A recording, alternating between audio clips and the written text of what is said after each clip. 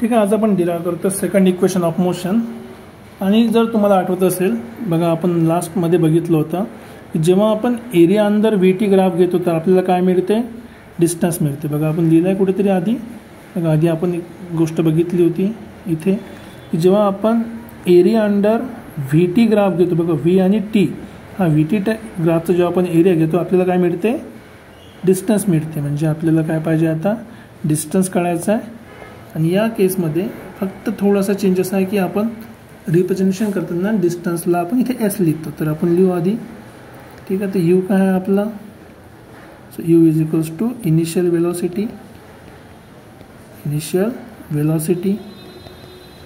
V काय असणार आहे आपला, फायनल वेलोसिटी. ठीक आहे, T काय असेल नेहमीसारखा, T इज टाइम टेकन. हे महत्त्वाचं आहे की एवढ्या वेळात आपण इनिशियल वेलोसिटीपासून फायनल वेलोसिटीपर्यंत पोहोचलो. आणि जी गोष्ट आपल्याला रिलेट करायची ती स्मॉल s म्हणजे काय, या केसमध्ये डिस्टन्स आहे. याला आपण डिस्प्लेसमेंट पण म्हणू शकतो, आपण डिस्प्लेसमेंट म्हणू शकतो कारण की हे आपण सध्या जे डिराइव करतोय ते लिनियर इक्वेशनसाठी डिराइव करतोय. ठीक आहे, पण हेच लॉजिक तुम्ही नॉन लिनियर मोशनसाठी पण यूज करू शकता, पण त्यासाठी पर्टिक्युलर इक्वेशन राहते. ते इक्वेशन मी तुम्हाला सांगितलं की प्रॉब्लेम सध्या आपल्या सिलेबसच्या बाहेर आहे. ओके, मग आता आपण थोड्या वेळ जे स्टेटमेंट बघितली ते काय होती, एरिया अंडर कोणता ग्राफ आहे, हा VT ग्राफ. VT ग्राफचा जर एरिया आपण काढला तर आपल्याला काय मिळेल, एरिया ऑफ VT ग्राफ आपल्याला काय मिळते, डिस्टन्स मिळते. ठीक आहे, तर आपल्याला एरिया काढायचा आहे. तर डिस्टन्स इक्वल्स टू काय होणार, एरिया. तर डिस्टन्स इक्वल्स टू करा. सो डिस्टन्स इक्वल्स टू, आता बघा पूर्ण ग्राफचा एरिया काढायचा आहे. जर पूर्ण ग्राफचा एरिया काढायचा असेल तर बघा कुठला एरिया आहे. एक आपल्याकडे हा खालचा एरिया आहे रेक्टँगलचा. कुठला रेक्टँगल आहे, हा OABC. हा आपला एक रेक्टँगल आहे. आणि दुसरा जर आपल्याला काढायचा असेल एरिया तर हा वरती काय आपल्याकडे एक ट्रायंगल आहे. या ट्रायंगलचा एरिया, ज्या दोन गोष्टीचा आपल्याला एरिया काढायचा आहे, जेव्हा आपण या दोन गोष्टीचा एरिया काढू तेव्हा आपल्याला काय मिळणार आहे, डिस्टन्स ट्रॅव्हल्ड. ठीक आहे, तर पहिला एरिया आणि दुसरा एरिया, हा एरिया नंबर 1 आणि हा एरिया नंबर 2. ठीक आहे, आपण करू मग. डिस्टन्स इज इक्वल्स टू पहिला काय, area of triangle, area of rectangle. कोणता रेक्टँगलचा एरिया आहे तो, OABC. Area of rectangle OABC plus area दुसरा काय बाकी आहे, एक ट्रायंगलचा कुठला ट्रायंगल आहे, AB आणि D. ठीक आहे, हा झाला आपला बेसिक फॉर्म्युला. चला इथे व्हॅल्यूज पुट करून बघूया काय काय येतं. सो एरिया ऑफ रेक्टँगल काय असते, लेंथ इंटू विड्थ. ऑलरेडी आपल्याकडे लेंथ माहिती आहे किती आहे, लेंथ आपण काढली आहे T आहे. आणि विड्थ किती आहे, U. So U into T, हे झाला आपला लेंथ इंटू ब्रेथ. बघा लेंथ किती आहे T, इथे दिसते का, लक्ष द्या इकडे. हा झाला लेंथ आणि हा झाला width. Length into width, U into T. काय झालं, area of triangle rectangle OABC. नंतर प्लस आता एरिया ऑफ ट्रायंगलचा काय असते फॉर्म्युला, हाफ इंटू, आता बेस पाहिजे. बेस म्हणजे काय, हा AB बेस आहे तुमचा. ठीक आहे, जर तुम्हाला आणखी एक स्टेप वाढवायची असेल तर मी ते तुम्हाला व्हॅल्यू पण देऊन दाखवतो. रेक्टँगलचा एरिया काय असणार आहे, लेंथ किती आहे OC इंटू विड्थ किती आहे OA. ठीक आहे, राईट साईडला किंवा लेफ्ट साईड, रेक्टँगलच्या अपोजिट साईड्स का असतात equal.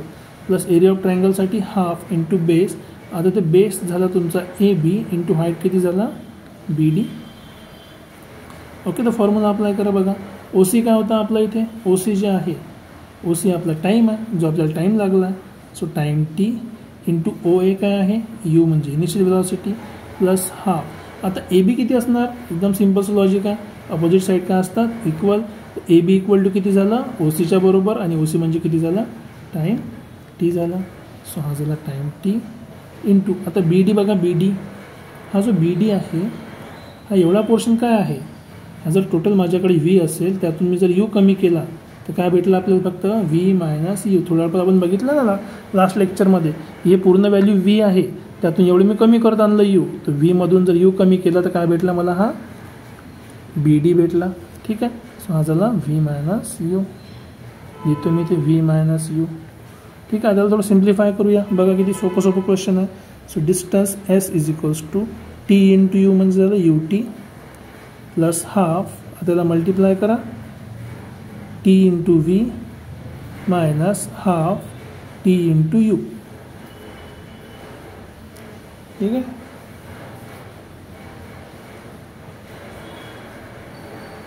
T into u. Okay. आता याच्यामध्ये बघा आणखी एक गोष्ट आपल्याकडे अवेलेबल होती. जर तुम्हाला आठवत असेल लास्ट इक्वेशनमध्ये आपण बघा एक व्हॅल्यू आपण काढली आहे. कुठली व्हॅल्यू काढली आहे बघा, तुम्हाला दाखवतो मी. एक स्पेशल व्हॅल्यू आहे. ए ई इक्वल्स टू किती आला होता 80. 80 म्हणजे काय होते बघा, बी डी इक्वल्स टू काय होते 80. आपण बी डी इक्वल्स टू 80 यूज करू शकतो. बघा इथे लिहू शकतो आपण बी डी इक्वल्स टू 80. कुठे गेलं, ओके. तर आपण बी डीच्या ठिकाणी काय लिहू शकतो 80 लिहू शकतो, कारण की बघा हा काय झाला वेलॉसिटी अपॉन टाईम का होणार. बरं ठीक आहे, आपण याच्यावरून सॉल्व करू आधी. ठीक आहे, एक सेकंड आपण याचं मॉडिफाय करून घेऊया. बघा आपल्याकडे जे इक्वेशन आपण तेच फॉलो करूया. Half into T. आता इथे व्ही मायनस यू. आता व्ही मायनस यूमध्ये 8 दिसत नाही, तर आपण काय करणार याला थोडं मॉडिफाय करणार. याला जर मी समजा टीने डिवाइड केलं तर change in velocity upon time taken काय असते ॲक्सेलरेशन.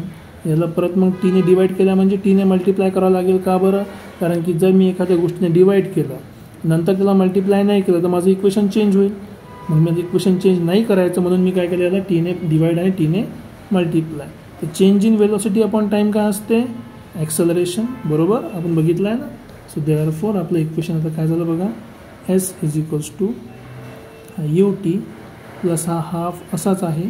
हा झाला आपला ॲक्सेलरेशन ए आणि हा टी इंटू हा टी काय झाला टीचा square. S is equals to u t plus half a t square. हे झालं आपलं सेकंड इक्वेशन. आता जर तुम्हाला ही गोष्ट आवडली नसेल तुम्ही इथे काय करू शकता, एकदम सिम्पली बघा हे यू इंटू टी तसाच आहे, हा यू टी असाच झाला प्लस हा हाफ असाच आहे, टी असाच आहे. पण या बी डीची व्हॅल्यू किती काढली आहे आपण, बी डीची आपण आधी व्हॅल्यू काढली आहे लास्ट लेक्चरच्या वेळेस की बी डी इक्वल्स टू 80 भेटला होता आपल्याला. बी डी इक्वल्स टू 80. तर मग त्याची व्हॅल्यू काय पुट करू शकतो आपण 80 पुट करू शकतो. सो जर आपण त्याची व्हॅल्यू 80 पुट करून टाकली 80 तर बघा आपल्याला काय भेटलं, हा यू टी असाच आहे प्लस हाफ असाच आहे, हा ए तसाच राहिला आणि टी इंटू टी काय झाला परत टीचा स्क्वेअर. म्हणजे आपल्याला परत एकदा सेम इक्वेशन भेटलं आणि ते इक्वेशन काय होतं S is equals to u t plus half a t square. हे झालं आपलं सेकंड इक्वेशन ऑफ मोशन. आणि याच्यामध्ये खास गोष्ट काय, सिम्पलची गोष्ट, आपण ॲक्सेलरेशन नॉर्मली मोजत नाही तर आपण काय लक्षात ठेवणार आहे की ही रिलेशन कशाचं डिस्टन्स वेलॉसिटी आणि टाईमचं. तर दोघांपैकी एक कुठले यूज करा. सो हे आहे फक्त डिस्प्लेसमेंट आणि टाईमचं रिलेशन असं म्हणू शकतो आपण. तुम्ही डिस्प्लेसमेंट वेलॉसिटी पण म्हणू शकता, पण जनरली डिस्प्लेसमेंट आणि टाईमचं रिलेशन आहे. तर आपण काय लिहिणार, दिस इक्वेशन describes relation between कशामध्ये टाईम अँड डिस्प्लेसमेंट. एस म्हणजे डिस्टन्स पण म्हणू शकता, डिस्प्लेसमेंट पण म्हणू शकता, कारण की सध्या आपण जे डेरिव्हेशन करतो ते कशासाठी करतोय लिनियर इक्वेशनसाठी. हे कुठलं इक्वेशन आहे second equation of motion. Second equation of motion. Second equation of motion. ठीक है.